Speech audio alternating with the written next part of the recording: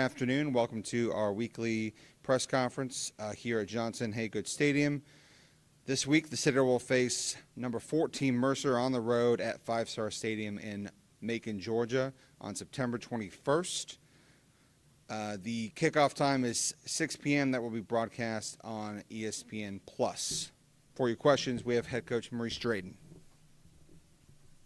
All right, good afternoon. Good afternoon.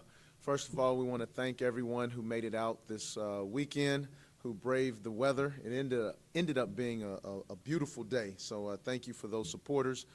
Big exclamation point on big shout out to our athletic director, Mike Capascio, and that special private donor who enabled us to have the iPads. Those are worth their weight in gold. Also, when talking about iPads, we need a big thank you to Dennis Carlson, our video coordinator. Without him, we wouldn't have been able to utilize them on game day. He did an excellent job. But not only that, we also want to thank our IT department, Aaron Goddard and April Evans. Both of them worked overtime to make sure we had the necessary equipment to make this thing happen for us, and we're very thankful. Having said that, it was a complete win, offense, defense, special teams. Very excited about that. And one thing that I really like, the football team, post-game, after the alma mater, they ran into the stands, ran into the bleachers to celebrate with the corps. I thought that was really cool. Coach, good afternoon. Before that y'all head into SoCon, did you accomplish anything Saturday that you wanted to kind of get done in the non-region slate? Absolutely. We've broken our season down into stages. During training camp, you heard me talk about it. That was our mindset stage. And through these first 3 games, I broke it down. The next phase was what I'm calling the manhood stage. And in that stage, we were able to complete the things that we wanted to complete there. So, and one of them was a complete win. One of them was having offense, defense, special teams play at a high level on the same day at the same time. And now, as we're entering into the second quarter of the season, this is what we call our scholarship stage, where we're really going to concentrate on FBI, football intelligence. This is the stage where we're really diving into film in a different manner in which we've done before. By now, going into week 4, they should be able to ingest and digest and exogee the film differently because of what we've done in the mindset stage and in the manhood stage. What have you liked out of the way that you guys have played through the first 3 weeks? Well, these guys will compete. We tried at times last year to compete, but now we're competing for 4 quarters. We're competing, the full 60 minutes, and that's what I like right now about this group.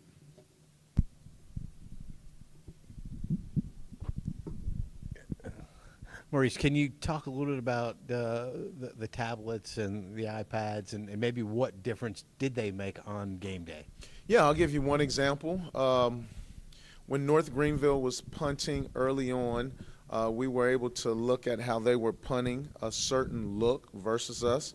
We look at the iPad, Coach Coaxum, myself, we look at each other and the light bulb goes off. Coach Coaxum makes the adjustment, and that's what allowed us to get the block. Speaking of blocks, if I'm not mistaken, we haven't had a block since 2021 versus Furman, a block and a recovery for a touchdown. So that's a big play. The percentages say you will win a football game anytime you block a punt. And anytime you block a punt for a touchdown, it goes up exponentially above that 80%.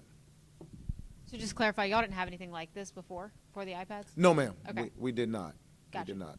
I know we talked to you after the game, but kind of just after you've watched some film, we talked about starting fast. After that first drive, going 3 and out, what did the team do right to kind of get a lot of drives going, and what did y'all emphasize in practice that week to kind of so in addition to what we emphasized in practice, they reflected back to the first stage that I talked about during training camp, mindset.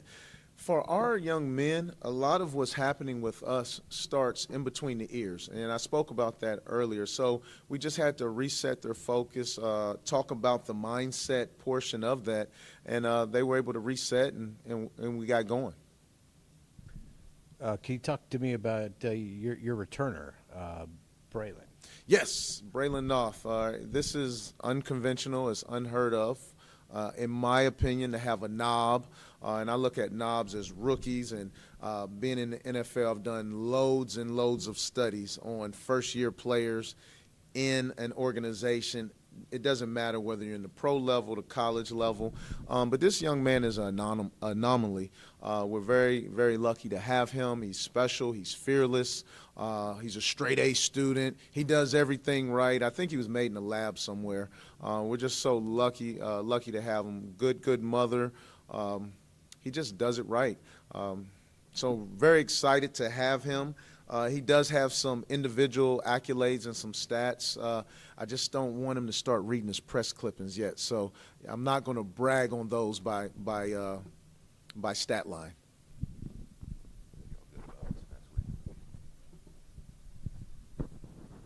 Coach, looking at Mercer, I think they've allowed maybe like 10, 10, 3 the past first 3 weeks. What about their defense kind of makes them so stout?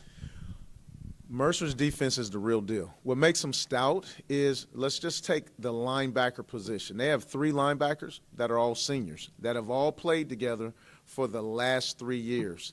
When you look at that defense, and I give credit to Joel Taylor, who used to be here, who's now the head coach at West Georgia, and Mike Adams, both of those coaches who I'm good friends with, was at Mercer the last few years, and they recruited those young men. They built that team.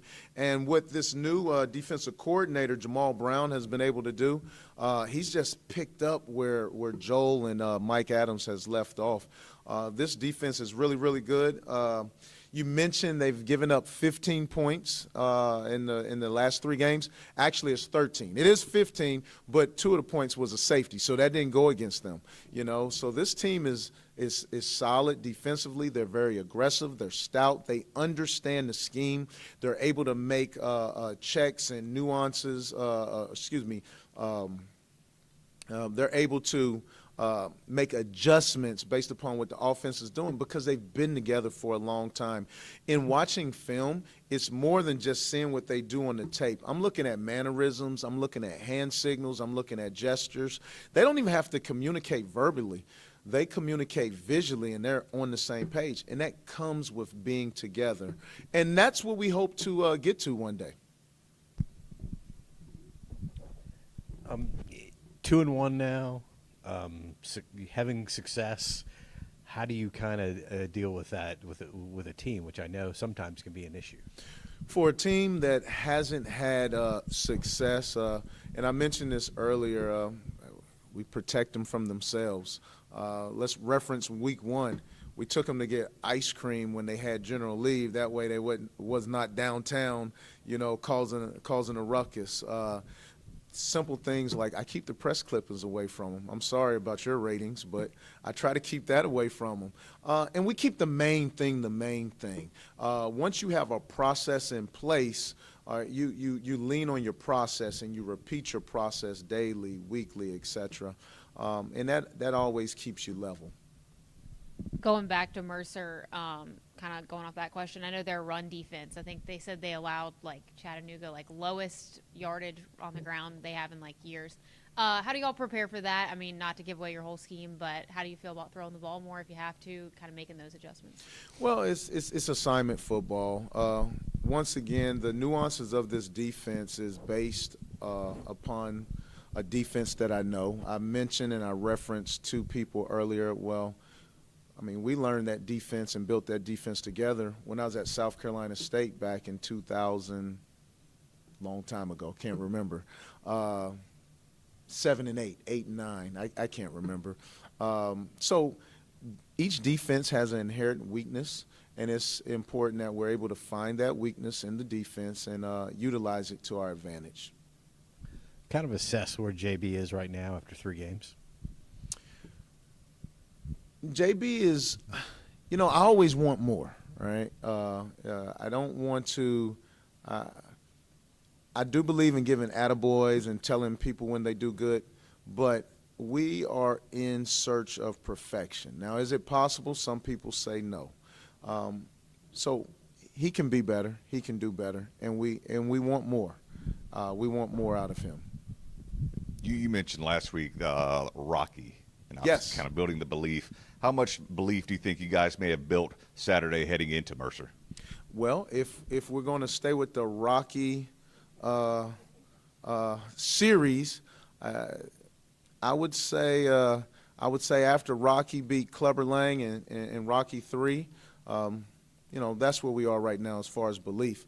But we all remember what happened, right, in Rocky 4 when it was time to go to Russia, right? He didn't think he could beat Ivan after Ivan beat up Apollo pretty bad. Well, just getting back to JB here a little bit. What do you hope he can do better? What are you looking for him to specifically get better on? So we mentioned the word perfection earlier. So for me, the definition of perfection is consistency. So I just want him to be consistently great.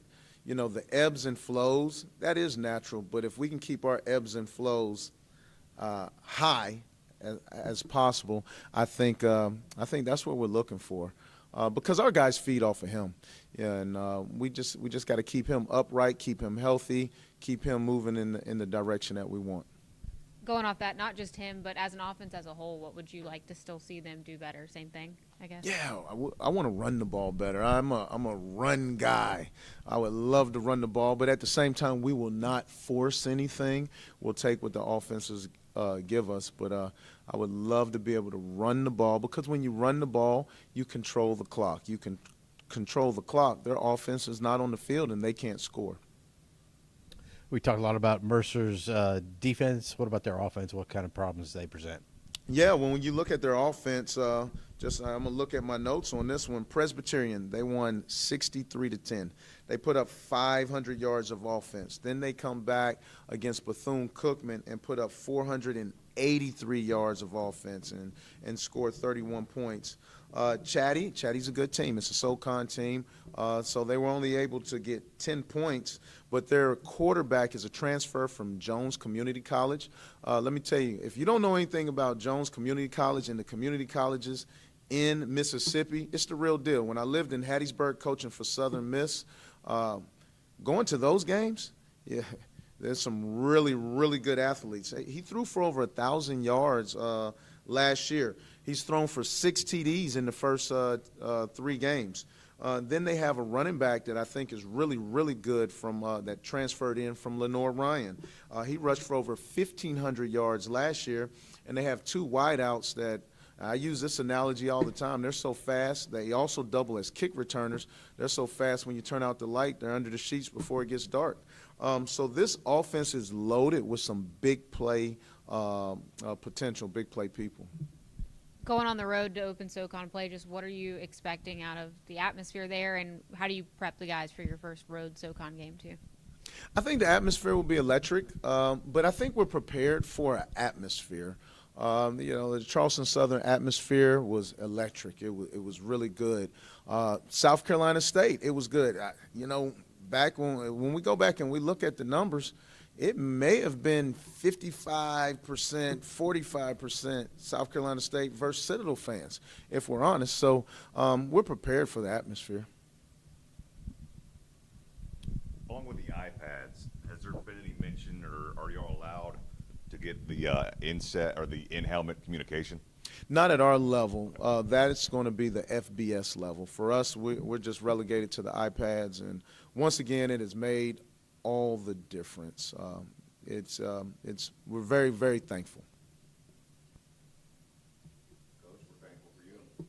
All right, thank you. Easy peasy.